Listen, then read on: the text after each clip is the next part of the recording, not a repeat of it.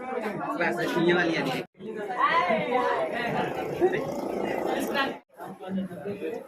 तो नमस्कार साथियों, आप सभी को स्ट्राइक साइंस क्लास में तहे दिल से स्वागत करता हूं। और आज हम देखने वाले हैं इकोनॉमिक्स का चैप्टर नंबर 1 है और आज ये हमारा पार्ट 5 वीडियो होगा। देखिए दोस्तों, है क्या कि आज का टॉपिक है राष्ट्रीय विकास रिपोर्ट। राष्ट्रीय मानव विकास क्या दी रिपोर्ट, शॉर्ट में क्या बोलते हैं NHDR। ठीक है, मतलब NHDR आप ऐसे रखिएगा NHDR। एन का मतलब नेशनल, एच का मतलब वुमेन और डी का मतलब डेवलपमेंट, आर का मतलब रिपोर्ट। ठीक है, नेशनल मतलब क्या जी राष्ट्रीय, वुमेन मतलब मानव और डेवलपमेंट मतलब विकास और रिपोर्ट मतलब भाई साहब रिपोर्ट। सबसे बात करते हैं कि NHDR को कौन जारी करता है, योजना आयोग जारी करता है।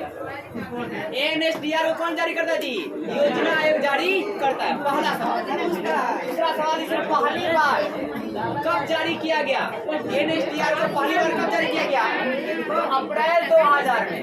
कब जारी किया गया, अप्रैल 2000 में। और कहा किया गया,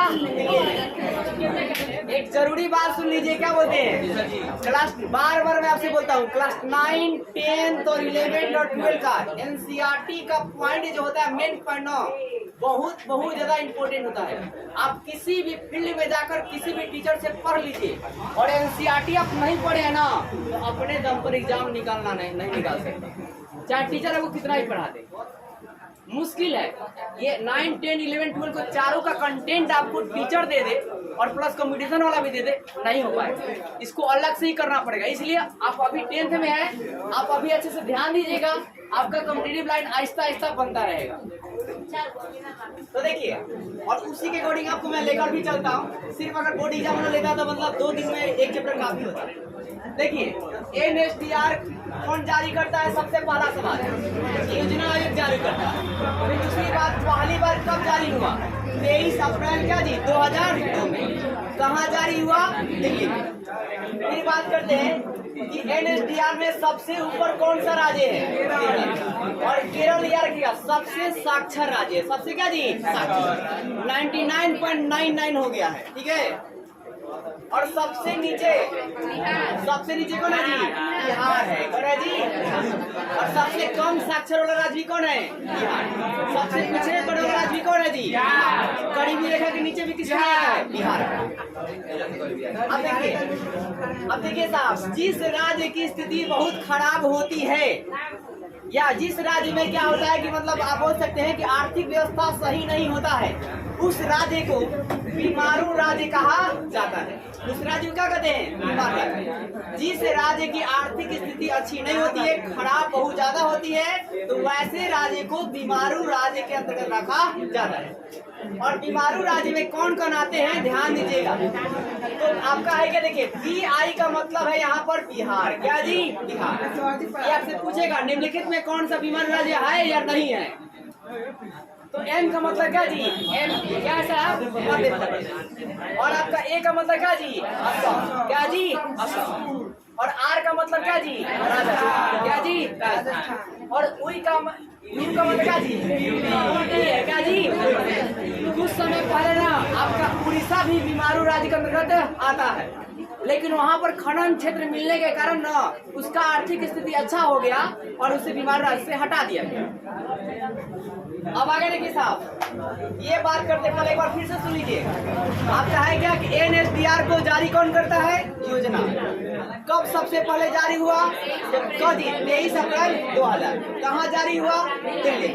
सबसे ऊपर कौन है, केरल। सबसे नीचे कौन है, बिहार। फिर बात करते हैं कि जो राज्य की स्थिति दयनीय, मतलब जो राज्य का आर्थिक स्थिति खराब होगा उसके किसके अंतर्गत रखते हैं, बीमारू राज्य में। और बीमारू में BI का मतलब क्या है, बिहार। फिर M का मतलब क्या जी, मध्य प्रदेश। फिर A का मतलब क्या है, असम। फिर R का मतलब क्या है, राजस्थान। फिर U का मतलब क्या जी, उत्तर प्रदेश। और पहले इसमें और कौन था, उड़ीसा। क्या था जी। अब देखिए आधारिक संरचना, आधारिक संरचना क्या होता है, सुनिएगा। वे सभी तत्व मतलब स्कूल, अस्पताल, परिवहन, सड़क, संचार, बैंक, वे सभी तत्व जो देश के आर्थिक विकास के आधार होता है, वे सभी तत्व जो देश के आर्थिक विकास क्या होता है जी, आधार होता है, जो नींव होता है, उसे क्या करते हैं, आधारिक संरचना कहा जाता है। अब देखिए देश क्या है, मतलब स्कूल रहेगा तो आप अच्छे से पढ़िएगा लिखिएगा तो आपको मतलब कोई सरकारी या प्राइवेट अच्छा जॉब मिलेगा तो आपका नींव क्या होगा, मजबूत हो जाएगा। कहा जाता है हमारे बिहार और यूपी में कि अगर किसी भी घर में एक लड़का या लड़की का सरकारी जॉब हो जाता है तो एक पीढ़ी उसकी सही हो जाती है। खासकर बिहार और यूपी की बात कर रहा हूँ और ये वास्तविकता और सही बात है। देखिएगा जिसके घर में एक जॉब वाले होंगे ना वो पूरा सारे को मतलब क्या बोलते हैं एजुकेशन के फील्ड में तुले रहते हैं, मतलब हर कोई अच्छा सा क्या एजुकेशन ले, पढ़ने के क्षेत्र में हर कोई पढ़ाई ही करे। कोई भी एक आदमी देखना जॉब में निकल जाता है ना तो पड़ोसी भी उसे मतलब बोलता है, मतलब सोचने मन में सोचता है कि हम भी जॉब लेंगे, समझ गए। ठीक है, देखिए मैं आपको एक उदाहरण बता रहा हूँ कि बंगला में आपको है क्या कि पहले 2 लड़के निकले, ठीक है, उसके बाद 4 लड़के निकले। आज के डेट में आपको बता रहा हूँ 9th में ऐसे स्टूडेंट आते हैं जो अभी दरोगा की तैयारी करते हैं। पूरा लूसेंट आपको बता रहा हूँ, पूरा लूसेंट आपका क्या होता है, फिजिक्स कंप्लीट कर चुके हैं और आप जहाँ से पूछेंगे वहाँ जवाब दे देंगे। ऐसे लड़के हैं 9th में और लड़कियाँ भी। और फिर क्या बोलते हैं कि आपका मतलब जो ज्योग्राफी है, ज्योग्राफी मैंने 6 चैप्टर पढ़ा है और 6 चैप्टर 9 का पढ़ाया है, ठीक है, लेकिन वो लूसेंट का सेट मार देते हैं। तो लूसेंट वाला भी याद कर लिया, मतलब एनसीईआरटी को भी याद कर ले रहे हैं और लूसेंट भी याद कर ले रहे हैं। यानी कि मान लीजिए 70% तैयारी अपना मतलब माइंड में सेट कर लिया, बनना है तो भाई बनना। और वो जानता है कि उस बच्चे की स्थिति खराब है, मतलब क्या बोलते हैं दैनिक स्थिति बहुत खराब है, तो अब जानता है कि बन जाऊंगा तो एक ही बार में सुधार दूंगा, समझ रहे हैं। तो देखिए आदमी 2 तरह से पढ़ता है, एक तो शौक से या तो एक मजबूरी से। तो मजबूरी वाला में भाई साहब जिन्होंने मजबूरी को पूरा अपना मजबूरी मान लिया है वो अगर रगड़ दिए ना तो बहुत जल्दी निकाल देंगे, और जो शौक से पढ़ते हैं वो भी बहुत जल्दी निकाल देंगे। लेकिन जो मिडिल में पढ़ते हैं ना, चलो पढ़ेंगे नहीं पढ़ेंगे, पढ़ेंगे नहीं पढ़ेंगे, मतलब जिनको मतलब कंट्रोवर्सी रहता है कि भाई साहब चलो, जो ये सोच लेते हैं कि ये नहीं होगा तो ये होगा, ये ऐसे जो सोचते हैं ना कि मान लीजिए हम कुछ नहीं पढ़ेंगे तो पापा जी बिजनेस करते हैं वही बिजनेस संभाल लेंगे, तो उनको दिक्कत हो जाती है सर। ना इधर के रहते ना उधर के रहते, क्योंकि समय कब पलट जाएगा, कब आपकी बिजनेस ठप पड़ जाएगी इसका अंदाजा आपको नहीं। देखिए बिहार और यूपी में आप ध्यान रखना कि मतलब सरकारी जो है सरकारी होता है, इतना रखना, प्राइवेट प्राइवेट होती है। तो आपका एक बात करते हैं आगे भाई साहब अस्पताल की। देखिए शुरुआत आप सरकारी से कीजिए और अंत आप बिजनेस से कीजिए। शुरुआत सरकारी से कर लीजिए, कुछ फाइनेंशियल आता रहेगा ना, एक बैकअप सपोर्ट मिलेगा, समझ रहे हैं। और शुरुआत ही आप बिजनेस करते हैं, एक बार लॉस लग जाएगा तो बस बैठ जाइएगा, समझ रहे हैं।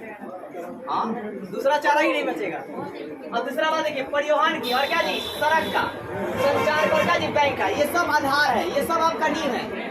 ये सब अच्छा रहेगा ना जी तो आपके राज्य का ग्रोथ जो है बहुत जल्दी होगा। स्कूल अच्छा होगा तो सारे लड़के अच्छे होंगे, अस्पताल अच्छा होगा किसी को बीमारी मतलब जल्दी से इलाज हो जाएगा, पैसा वाला बच जाएगा, समझ रहे ना, पैसा बच जाएगा ना गरीब का, और पैसा बच जाएगा तो एजुकेशन को लगाएगा हायर एजुकेशन में। फिर परिवहन की बात करते हैं, अगर परिवहन आपका अच्छा हो, क्या बोलते हैं, इसी रोड में आपका बहुत सारे क्या बोलते हैं आपके और सरकारी बस चलने लगे तो मैक्सिमम अगर के जो सीपीआर पढ़ने जाते हैं किसी फील्ड के लिए तो क्या पैसा कुछ बच जाएगा, समझ रहे हैं, और आसानी से चले जाएंगे। जैसे कि अन्य आपको मतलब जैसे कुछ दिल्ली में होता है, थोड़ा बहुत दिल्ली में आपका, पटना में भी है लेकिन बहुत नाम मात्रा का है। पटना के तो आप सरकारी बस में चढ़ेंगे ना तो लगेगा कि आप जापान में आ गए हैं, आपको ऐसा फील होगा, बता रहा हूँ। इतना भाई साहब धक्का मुक्की आप अंदाजा नहीं लगा सकते, बहुत ज्यादा भाई साहब सरकारी बस। अरे मतलब आपको पता है, मतलब कभी जाते रहता हूँ और कई बार 2-3 बार इसका अनुभव भी लिया हूँ, एकदम मतलब क्या बोलते हैं उसमें खड़ा होने में मतलब आपको दम घुटेगा, आप पहली बार चढ़े हैं तो ऐसा होता है। फिर संचार व्यवस्था, अगर संचार आपकी अच्छी रहेगी तो हर चीज आपको आसानी से मिल जाएगा। हमारे लिए गूगल पर सर्च करते हैं 2G चलेगा तो रेथते आएगा, समझ रहे कि नहीं। अभी 5G चल रहा है, सर्च करे के बार आ जा रहा है।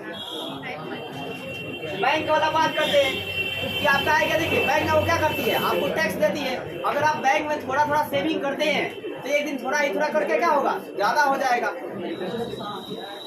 अब देखिए कृषि जनित उद्योग, वो ऐसा उद्योग जो कृषि कार्य के लिए किया जाता है, सुनिए ध्यान से, कृषि जनित उद्योग वैसा, सुनिए ध्यान से, वैसा उद्योग जो कृषि से संबंधित किया जाता है उसे कृषि जनित उद्योग कहा जाता है।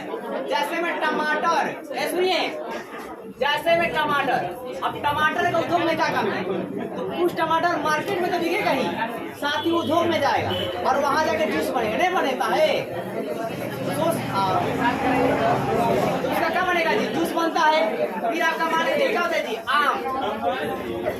आम भी तो आपका मार्केट में मतलब क्या बोलते हैं 10 रुपया, आम को भी बेचिएगा ऐसा भी मार्केट में और साथ ही उद्योग में भी जाएगा। और उद्योग में क्या बनेगा आप नहीं देखते हैं, स्लाइस, माजा देखते हैं ना जी, ये आपका क्या बनेगा। आप देखिए फिर क्या जी, लीची, लीची भी क्या आप ऐसे मार्केट में बेचेंगे और ये भी कहाँ जाएगा, उद्योग क्षेत्र में जाएगा। लीची का भी जूस आता है, आपको पता है।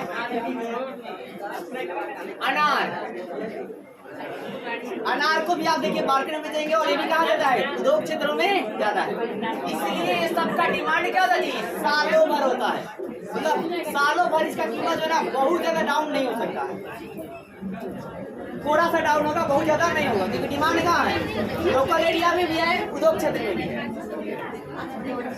अब देखिए साहब, मानव की मूलभूत आवश्यकता क्या है, आपकी मूलभूत आवश्यकता क्या है, तो रोटी, कपड़ा, मकान, ये बहुत हाईलाइटेड ऑब्जेक्टिव है। इसके जगह पर आपको यह भी मिल सकता है भोजन, कपड़ा, पोशाक और क्या जी, मकान मतलब आवास, जहाँ आप रहते हैं क्या बोलते हैं, आवास कहते हैं। जैसे आप बनाने नहीं जाते हैं आवासीय, आवासीय मतलब कहाँ के रहने वाले हैं, उसमें दो को पता पूछता है, एक अस्थाई और एक अस्थाई। अस्थाई मतलब परमानेंट, आप जहाँ रहते हैं, अस्थाई मतलब टेम्पोररी, जैसे नहीं होता कि मम्मा के घर आता है उसी प्रकार, तो टेम्पोररी वाला हो जाएगा। अस्थाई वो पता भरना पड़ता है, यही जब फॉर्म भरने में दिक्कत करते हैं ना, हम मामा के घर आते हैं और फिर क्या बोलते हैं, फिर अपने घर चले जाते हैं और आवासीय में जब ऐसा भरे रहते हैं तो वहाँ पर फिर दिक्कत होती है आगे चलकर, मतलब जब वेरिफिकेशन कराएगा ना किसी एग्जाम देकर आर्मी वगैरह का, उसमें देखिए ध्यान से। अब गरीबी रेखा की बात करते हैं, सुनिए, तो गरीबी रेखा एक काल्पनिक रेखा है, सुनिए ध्यान दीजिए जी, गरीबी रेखा क्या जी, एक काल्पनिक रेखा है जिसमें व्यक्तियों का आय कम होता है, जिसमें व्यक्ति का आय क्या होता है जी, कम होती है। अब देखिए, जो गरीबी रेखा के ऊपर आते हैं उनको APL कार्ड मिलता है, क्या मिलता है, और जो गरीबी रेखा के नीचे आते हैं उनको क्या मिलता है जी। अब देखिए APL का मतलब क्या होता है, एबव पॉवर्टी लाइन, एबव मतलब ऊपर होता है, क्या जी, ऊपर, मतलब पॉवर्टी मतलब गरीबी रेखा के, क्या जी, गरीबी रेखा के ऊपर, गरीबी रेखा के ऊपर, अब बिलो मतलब नीचे, तो बिलो पॉवर्टी लाइन मतलब गरीबी रेखा के नीचे। तो BPL किनको मिलेगा, जिनका आमदनी कम होगा, और जिनका आमदनी ज्यादा होगा उनको क्या मिलेगा। लेकिन हमारे बिहार में ना दोनों लोग को बदल। अब देखिए, ग्रामीण क्षेत्र में ना कितना प्रतिदिन कितना कैलोरी की आवश्यकता होती है, कितना ऊर्जा की आवश्यकता होती है, तो 2400 कैलोरी, कितना जी, 2400 कैलोरी ऊर्जा की आवश्यकता होती है। पूछा जाए ना, ग्रामीण क्षेत्र में प्रतिदिन कितना कैलोरी ऊर्जा की आवश्यकता होती है, 2400। शहरी क्षेत्र में कितना होता है जी, 2100 कैलोरी, कितना होता है। टाउन वाले लोग ना देखिए, अब यहाँ टाउन में कम क्यों है, क्योंकि टाउन में देखो शारीरिक मेहनत जितना होगा ना उतना कैलोरी की ज्यादा आवश्यकता होगी। और आप कहेंगे शहर में आपको पता है कि ज्यादातर सर्विस वाले लोग होते हैं तो उनका ज्यादा श्रम का काम नहीं है, ज्यादा मेहनत काम है नहीं है, तो उनको कैलोरी का आवश्यकता ज्यादा नहीं पड़ती। अब एक ध्यान दीजिए, नरेगा की बात करते हैं, तो नरेगा का फुल फॉर्म है national rural employment guarantee act. National मतलब भाई साहब राष्ट्रीय, रूरल का मतलब आपके फॉर्म भरिएगा जब मैट्रिक का रजिस्ट्रेशन वाला उसमें आता है कि अर्बन के रूरल, तो अर्बन मतलब शहरी और रूरल का मतलब देहाती। तो अगर आप देखिए गुड़िया छपरा के उधर के आते हैं आप रूरल भरेंगे, अगर गुड़िया छपरा के इधर में आते हैं तो आप अर्बन भरेंगे। गुड़िया छपरा जो है ना मंदिर का आप आगे का घर है तो आप रूरल लिखते हैं, और अगर आप गुड़िया छपरा के इधर है तो आप वहाँ पर अर्बन भर दें। तो देखिए नेशनल रूरल, नेशनल क्या जी, रूरल एम्प्लॉयमेंट गारंटी मतलब राष्ट्रीय ग्रामीण रोजगार गारंटी क्या जी, अधिनियम। एक्ट में लिखा था है अधिनियम। अब देखिए नरेगा काम क्या करती है, ग्रामीण क्षेत्रों में रोजगार देती है। नरेगा एक योजना है जो ग्रामीण क्षेत्र में क्या कर देती है, रोजगार देती है। कितने दिनों के लिए देती है? 100 दिनों के लिए। कितना दिन देता जी? 100 दिन के लिए। और ये विश्व का सबसे बड़ा रोजगार है। पूछा जाएगा कि विश्व का सबसे बड़ा रोजगार योजना कौन सा है? तो नरेगा है। कौन है जी? नरेगा। और आपका है क्या, इसे कब लागू किया गया? 2006 में। और इसका नाम बदल करके क्या रख दिया गया? मनरेगा। क्या नाम रख दिया गया? आप देखेंगे जितने भी गांव देहात में ना पार्क बने होंगे, आप वहाँ ध्यान से देखिएगा, मनरेगा पार्क लिखा होगा, गौर कीजिएगा।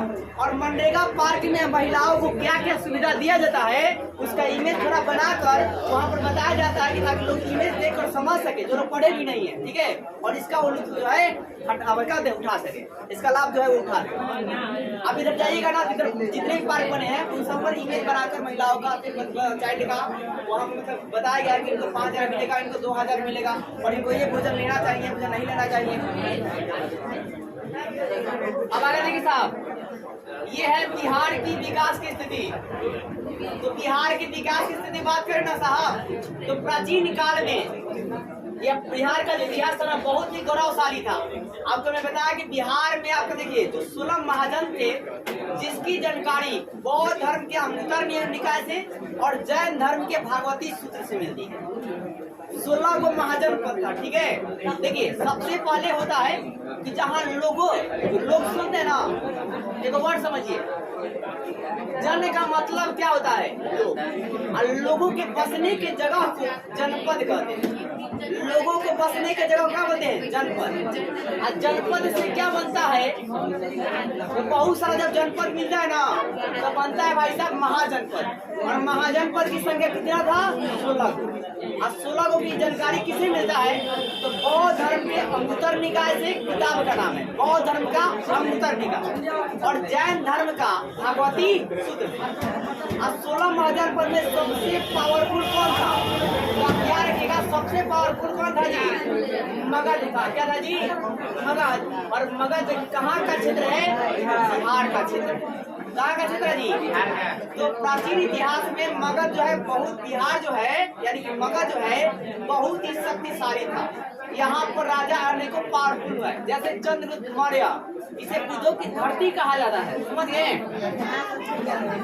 और यहाँ पर देखिए चंद्रगुप्त मौर्य आए, घनानंद आए, ठीक है भाई साहब। फिर आपका बिंबिसार आया, अजातशत्रु आया, ये सब बड़े बड़े राजा हैं। इसके बाद यहाँ बहुत ज्यादा सोना वोना मिला, ठीक है। और विदेश से भी व्यापार होता था बिहार से ही। इसके बाद क्या हुआ ना, सुनिएगा ध्यान से। इसके बाद ना आपके कुछ अंग्रेज आए, वो कुछ लूट कर, पहले सुनिए, पहले आपके मुस्लिम आक्रमण आए, वो कुछ लूट कर लेकर गए। फिर आपके अंग्रेज आए, अंग्रेज भी कुछ लूट कर लेकर गए। फिर उसके बाद आपके बिहार के राजनेता कुछ है, वो कुछ लूट लिए। और ऐसे कर कर बिहार की पूरी तरह से आज के डेट में आर्थिक स्थिति खराब हो गई। और जब बिहार से, सुनिएगा ध्यान से, जब बिहार से झारखंड अलग हो गया ना, जब बिहार से झारखंड क्या हुआ, अलग हो गया, तो और भी आर्थिक स्थिति खराब हो गई। क्यों खराब हो गई? क्योंकि झारखंड में क्या था? कोयला क्षेत्र था। क्या था जी? कोयला क्षेत्र। वो सारा का सारा कोयला क्षेत्र कहाँ चला गया? झारखंड। तो खनन वाला जो क्षेत्र था, अब उसे क्या होगा? झारखंड को फायदा होगा, बिहार को नहीं होगा। तो बिहार जो है पूरी तरह से किस पर डिपेंड हो गया? कृषि पर डिपेंड है। और बिहार में क्या हुआ? औद्योगिक क्षेत्र भी नहीं लगे, जिससे बिहार के मतलब क्या होता है, मजदूरों को दूसरे राज्य में कमाने जाना पड़ता है और कहीं कहीं पिटाना भी पड़ता है। इसलिए कहते हैं राजनेताओं को मतलब क्या बोलते हैं? अच्छे राजनेताओं को चुनिए। अब यहाँ पर एक सवाल पूछेगा आपसे कि बिहार के पिछड़ेपन का कारण बताइए। तो बिहार के पिछड़ेपन का कारण आप खुद सोच के लिख सकते हैं, जो आप देखेंगे। सबसे पहली बात आप देखिएगा कि बिहार में एक बार कभी बाढ़ आ जाता है, आता है क्या? तो नहीं आता है। बाढ़ आ जाएगा तो फसल बर्बाद हो जाएगा। दूसरी बात सुनिए, कभी क्या होता जी? सुखाड़ आ जाता है। अब जब सुखाड़ आ जाएगा तो यहाँ भी फसल बर्बाद होंगे, किसान भाई साहब मतलब ऐसे ही मरेंगे, ठीक है। तीसरी बात, भ्रष्टाचार। बिहार में भ्रष्टाचार क्या जी? बहुत ही ज्यादा है। राजनेता पूरा का पूरा लूटना नहीं चाहते हैं, समझ रहे ना। तीसरी बात, शिक्षा का कम प्रसार।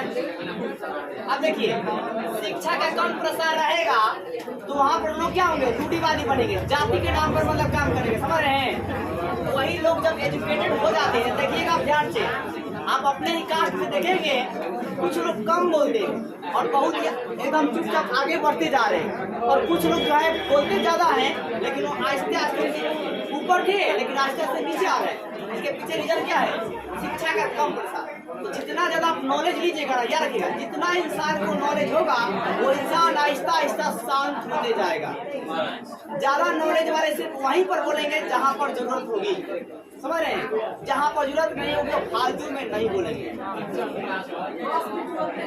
अब देखिए, पिछड़ेपन का दूर करने का क्या उपाय है, आपसे ये भी पेपर पूछेगा, बिहार को पिछड़ेपन का दूर करने का उपाय क्या है। तो भाई साहब, बाढ़ के लिए क्या करेंगे, बांध बनाएंगे, बांध बनाकर अच्छे से क्या करेंगे, पानियों का मतलब खेतों में लेगा, सिंचाई का अच्छा व्यवस्था करेंगे, गुजरात मॉडल को बनाएंगे, ठीक है। दूसरी बात आप क्या देखिए, सुखाड़ से बचने क्या करेंगे, बिहार सरकार से आग्रह करेंगे कि हमारे हर एक क्या बोलते हैं चेवर में, मतलब हर एक मतलब जो खेत के मैदान में क्या करें, कम से कम मतलब 4 बीघा के अंदर में ना, 4 बीघा जमीन के अंदर भाई साहब 80 कट्ठा के अंदर, 100 कट्ठा के अंदर एक बोरिंग जरूर लगा, कम से कम एक बोरिंग। अब एक बोरिंग आपका जमीन का क्या होते हैं 100 कट्ठा के अंदर रहेगा तो आसानी से मतलब मिल जाएगा पानी, समझ रहे हैं, और पानी का पैसा बच जाएगा। तो फसल जो है ना, जो सीजन में होता है ना, ये सीजन होने लगेगा तो आपका जो क्या बोलते हैं उत्पादन होगा, ज्यादा होगा, तो किसान खुश रहेंगे। अब भ्रष्टाचार की बात करते हैं, तो नेता भाई साहब अच्छे पढ़े लिखे चुना कीजिए, शिक्षा का प्रसार ज्यादा से क्या जी कीजिए भाई साहब, तो बिहार क्या होगा जी कम पिछड़ा। फिर देखिए, बिहार में जो आगे भी निकल रहे हैं आप देखिएगा, मैक्सिमम IAS या IPS जो बिहार के बनते हैं ना, वो बिहार में रहते ही नहीं। वास्तविकता ये है, बड़े अफसर जितने बिहार बनेगा ना, तो बिहार में आप उनको उतना इज्जत नहीं देते ना, कोई भी किसी ने उतना जो इतना रगड़ कर पड़ा है, इज्जत कमाने के लिए न पड़ा है। आप ही जब देखिए, अच्छे आदमी का इज्जत नहीं कीजिएगा, आपसे वो दूर हो जाएगा। इसलिए अच्छे लोगों का इज्जत कीजिए, तो आपके पास टिकेंगे ना, तो उनका वो तो आगे बढ़ेंगे ही, आपको भी आगे बढ़ा देगा। तो उम्मीद कर इसी के साथ आपका चैप्टर समाप्त होता है, और अगर वीडियो आपको अच्छी लगे वीडियो को लाइक कीजिए और चैनल सब्सक्राइब कीजिए।